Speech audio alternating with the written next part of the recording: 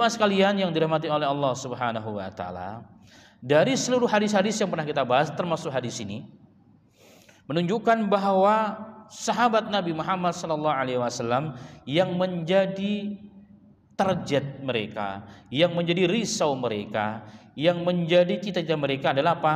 Bahagia akhirat. Kecintaan mereka berakhirat mendominasi, yang ghalib kepada kecintaan kepada dunia. Maka julu ahadis, seluruh hadis-hadis tentang pertanyaan sahabat kepada Rasulullah semua adalah tentang urusan akhirat. Tak ada urusan dunia, hampir tidak ada urusan, semua urusan akhirat. Dan ini menunjukkan perbedaan antara kita dengan mereka. Ada sebuah pernyataan seorang sahabat, kalau tidak salah Abdullah bin Umar atau Abdullah bin Mas'ud. Jadi perbedaan antara sahabat dengan orang yang datang setelahnya adalah apa? Kalau dari sisi ilmu mungkin sama. Sahabat belajarnya ilmu Quran dan hadis, kita juga sama. Dari sisi kekayaan jelas kita lebih enak zaman ini. Dari jumlah orang Islam hari ini lebih banyak, 1,5 miliar jemaah sekalian.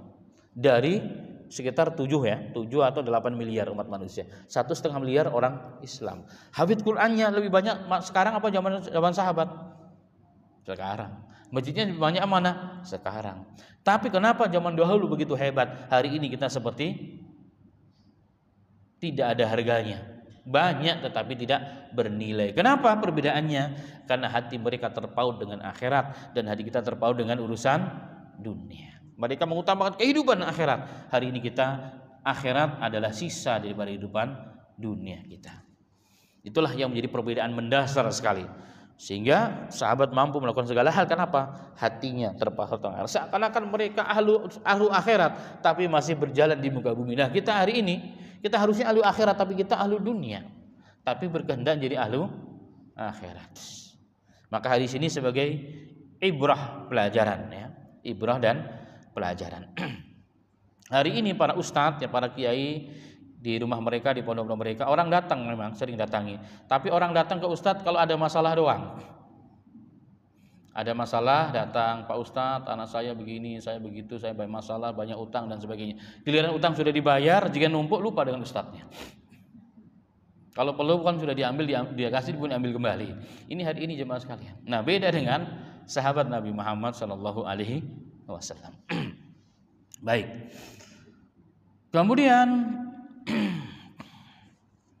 dari hadis dan pertanyaan sahabat juga sekali lagi menekankan sebagaimana poin yang pertama tentang pentingnya ilmu. Jadi khulasohnya tidak mungkin kita bisa menjalankan Islam dengan benar. Tidak mungkin kita menjadi orang muslim sejati tanpa dengan ilmu. Dan ilmu itu didapat tidak dengan mimpi. Ilmu Islam itu tidak dengan eksperimen. Atau kalau udah pengalaman umurnya panjang, ilmunya banyak, tidak ada jaminan itu. Bahkan ada hadis Rasulullah SAW dan riwayat Tabrani, insyaallah hadisnya sahih. Rasulullah pernah bercerita, ada orang yang sholat 60 tahun. Sholat 60 tahun sudah balik nih maksudnya, berarti umurnya lebih 60 tahun. Tapi satu pun gak ada yang diterima sholatnya oleh Allah. Sahabat bertanya, kenapa ya Rasulullah? Bagaimana diterima? Sujudnya saja tidak sempurna, rukuknya saja tidak sempurna. Padahal ruku dan sujud adalah amalan yang paling mudah. Itu saja tanpa belajar gak benar, coba. Ruku, sujud itu salah satu yang paling penting poinnya adalah apa? 7 anggota tubuh harus menempel di tanah, di lantai. Jidat, kening dengan hidung, itu 1.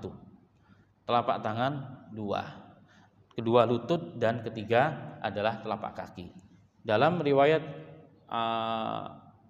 Sunan Ibnu Dawud, Rasulullah sholatnya begini, ditempel, kakinya ditekan sehingga seluruh jari-jari menghadap kepada kiblat. Kalau salah satunya enggak tertunaikan, sudah dipastikan maka sholatnya tidak sah.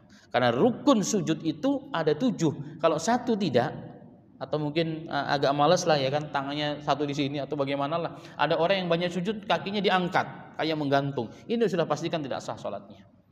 Nah, ini perkara yang paling ringan, yang nggak perlu terlalu jelimet. Kalau baca Quran kan agak banyak aturannya. Baca Al-Fatihah banyak aturannya. Bacaan banyak orang tidak mampu. Tapi kalau hanya ruku dan sujud ini gerakan doang, ini pun tanpa ilmu tidak sah. Ya, tidak sah. Makanya tidak mungkin orang itu bisa faham agama dan menjalankan agama dengan benar kecuali dengan ilmu. Karena Rasulullah sangat menghargai orang-orang yang datang kepada Rasulullah. Dalam Sahih Bukhari, terkadang sahabat itu datang jauh dari mana-mana. Dari Yaman, dari mana-mana datang ya ke Madinah dan nginep di tempatnya Rasulullah. Zaman dulu nggak ada hotel. Rumah Rasul juga sempit. Akhirnya di mana? Ya udah, sahabat-sahabat ingin belajar dengan Rasulullah, nginepnya di masjid. Itu yang disebut dengan sarimi masjid, yang kemudian terkenal dengan Ashabus Suffah. Mereka putus dari pekerjaan, jauh dari sana keluarga, fokus dengan Rasulullah. Ada yang 3 hari, ada yang seminggu, ada 20 hari, bahkan ada yang bertahun-tahun bersama Rasulullah, sebagaimana Abu Hurairah radhiyallahu anhu. Nah, ketika mereka datang, Rasulullah nggak pernah merasa disusahi. Kan kalau kita orang datang kayak kita ke pondok, waduh, kalau tambah murid, kebetulan pondok kami kan gratis, tambah murid berarti tambah biaya dong. Rasul nggak pernah mikirin itu. Bahkan setiap orang yang datang, apa kata Rasulullah? Marhaban bi talibil ilm, dalam hadis yang sahih. Selamat datang wahai para pencari ilmu agama. Selamat datang, marhaban, marhaban, marhaban, kata Rasul. Disambut dengan kedua telapak tangan terbuka. Orang pasti senang datang kepada Rasulullah. Bahkan Rasulullah bukan hanya sampai di situ, memberikan tambahan semangat. Apa kata Rasulullah? Talibul ilm tahuffahu malaikatu tudilluhu bi ajnihatiha. Para penuntut ilmu agama sesungguhnya mereka dilindungi oleh malaikat-malaikat Allah Subhanahu wa taala.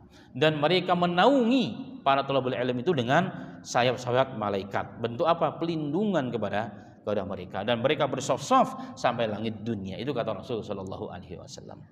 Kenapa? Karena Rasulullah faham betul bahwa tanpa ilmu mustahil orang bisa benar agama dan Islamnya. Kemudian yang kelima, dari hadis ini ada catatan penting juga bahwa Nabi Muhammad bertanya sesuatu sebelum diberitahu.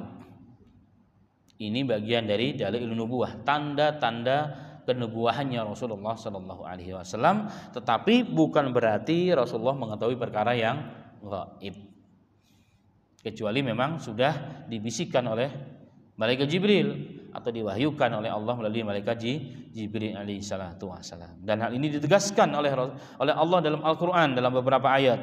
Satu di antaranya adalah surat Al-A'raf ayat 188, bahwa Rasulullah tidak mengetahui yang gaib. Walaupun terkadang Rasul mengetahui karena ada informasi dari malaikat Jibril alaihissalam. Seperti hadis yang tadi kita bahas. Wahai Wafisa, kamu datang bertanya tentang kebaikan dan keburukan. Itu pertanyaan Rasulullah. Sahabat bingung, lah kok tahu Rasulullah? Ya, dia tahu karena Rasulullah adalah Nabi, pasti dapat wahyu dari Allah Ta'ala. Allah mengatakan, Qul la amliku li nafsi naf'aw wa la dharra illa ma syaa Allah. Walau kuntu a'lamul ghaib lastaghsartu minal khairi ma massani su' in ana illa nadhiru wa basyiru liqaumi yu'minun.